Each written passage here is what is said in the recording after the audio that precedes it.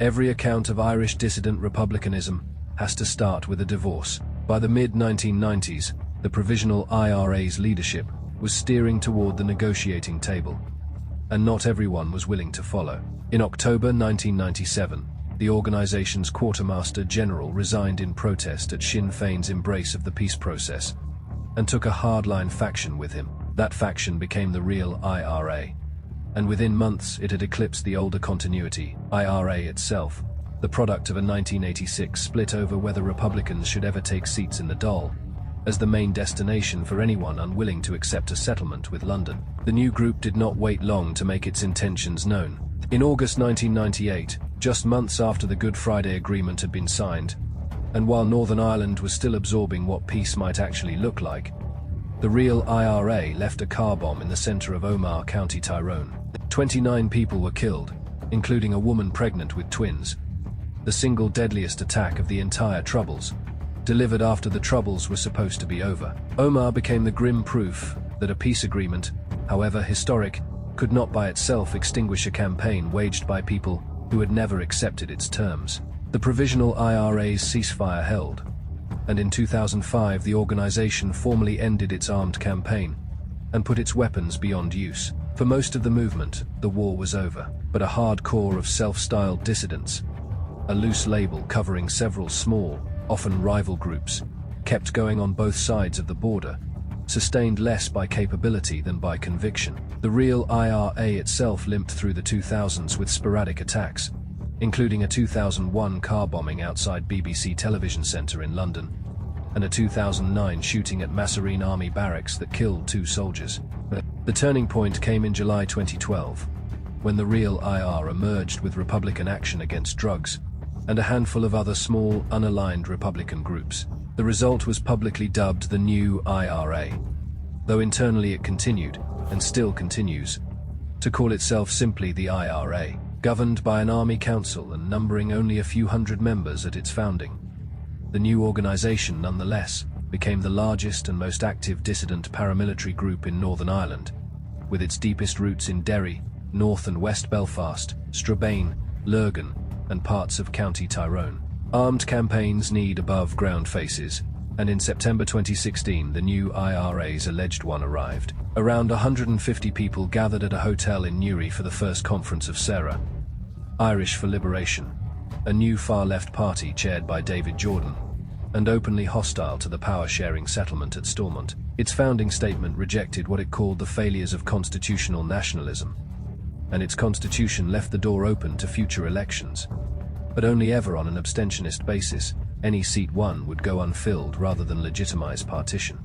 Saoradh set up headquarters in Derry and built a modest but committed following, estimated at somewhere between 60 and 100 active members by the early 2020s, organizing prisoner support campaigns and commemorations. Security forces on both sides of the border have long treated it as the new IRA's political wing, a claim the party itself has never confirmed. Whatever the precise relationship, Saoradh became one of the threads investigators pull on whenever dissident activity surfaces, including, years later, when a young woman who had once been a member of the party turned up driving a car with a bomb in the back seat. However small its membership, the new IRA's lineage carries a real body count. Police officer Ronan Kerr was killed by a car bomb in Omagh in 2011. Prison officer David Black was shot dead in 2012 as he drove to work at Maghaberry Prison. Prison officer Adrian Ismay died in 2016 after a bomb exploded under his van outside his East Belfast home. And on a Thursday night in April 2019, journalist Lyra McKee was shot and killed while observing rioting in Derry's Cregan estate, hit by a new IRA gunman firing at police Land Rovers. Her death produced an outpouring of public grief and revulsion on both sides of the Irish border, and briefly hoped that it might mark a genuine turning point for dissident violence. It didn't. The campaign quietened for stretches, flared occasionally, a car bomb outside Bishop Street Courthouse in Derry, a device under a police car at a Belfast golf club, but never disappeared. By 2026, it was about to flare again, more seriously than it had in years. At around 10:30 p.m. on Monday, March 30th, 2026, a fast food delivery driver making a drop in the Kilwilkie estate in Lurgan, County Armagh, was approached by 2 masked men, one of them armed with a pistol. They placed a package, later assessed as a briefcase-sized improvised explosive device, in the boot of his white Audi A4, and told him to drive it to Lurgan PSNI station, or be killed. He did as ordered, but on arrival abandoned the car and ran to security staff, shouting that there was a bomb inside. The device, which police called crude but viable, never detonated. It was made safe in a controlled explosion after roughly 100 nearby homes were evacuated overnight to Lurgan Town Hall. Northern Ireland's Justice Minister, Naomi Long, called the attack shameful and said it would have caused devastation had it gone off as planned. The new IRA later claimed responsibility. Barely a month later, on the night of Saturday, April 25th, the pattern repeated itself with a worse outcome for property, if not for casualties. A driver was hijacked in the Twinbrook area of West Belfast. A gas cylinder-type device was loaded into his car, and he was sent to Dunmurry PSNI station on the southern edge of the city. This time the bomb exploded, tearing the hijacked car apart in a fire outside the station. Remarkably, nobody was hurt, though 2 infants were among the residents evacuated from nearby homes as police, in the words of one PSNI deputy chief constable, ran into danger to clear the area. The new IRA claimed this attack too, this time issuing a statement to the Irish News using a recognized code word. The group said the bomb was intended to kill officers as they left the building, rather than to damage the station itself. Claimed the device combined Semtex explosive with an electrical detonator and a 30-minute timer to give the driver time to get away, and threatened to start targeting officers' homes directly. It also boasted chillingly that it had plenty of Semtex and plenty of engineers at its disposal, a claim that revived old questions about whether dissident groups still had access to explosives from provisional-era stockpiles, given past seizures of Semtex running into the kilograms. And in one 1999 case, 2 tons, a 66-year-old man was arrested in the Dunmurry area under the Terrorism Act days later, as the PSNI launched a highly visible policing operation, with extra checkpoints and patrols, across Northern Ireland. Investigators kept working the Lurgan case through the following months. On May 6th, police arrested a 48-year-old man and a 15-year-old boy under the Terrorism Act, along with a 39-year-old woman on suspicion of assisting an offender.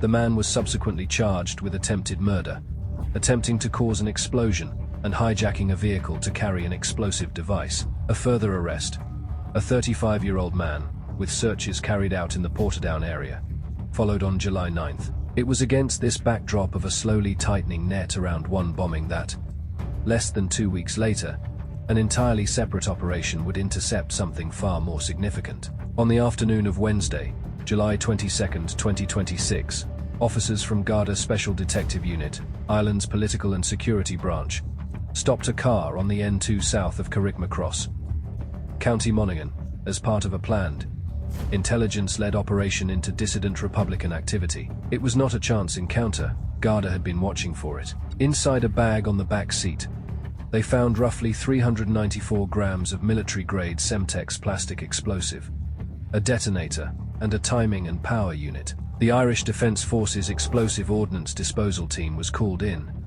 and after examining the device, assessed it as a complete, functional, viable bomb, not a collection of components, but a finished weapon. Unlike the Lurgan and Dunmurry devices, which had been driven to their targets by coerced civilians, this device appeared to be a different kind of weapon entirely. Garda believe it was built to be attached directly to a vehicle once across the border. The classic undercar bomb of the Troubles era rather than a proxy delivery. 2 people were arrested that day, one at the roadside in Monaghan, and a second later in Dublin. Speaking days afterward, the newly appointed Garda Commissioner, Justin Kelly, called it an extremely significant seizure, and Garda sources described it as the largest such find in the Republic in at least a decade, comparable in scale and sophistication to seizures made during the Troubles themselves. The driver was Isobella Perrie Sullivan, 25, of Abbeylands Park, County Kildare, a law student who hoped to become a barrister, living with her father while her mother, from County Mayo, lived separately. Her past was not entirely blank to police. She spent roughly 2 years as a member of SERA before, according to her solicitor, moved away from politics toward law as what she believed was a better way to serve the public. She had also previously come to the attention of courts in the north, once during a march at Maghaberry Prison over conditions for prisoners during the COVID pandemic, and separately over an assault on a police officer. Through her solicitor, she offered an account of the day she was stopped.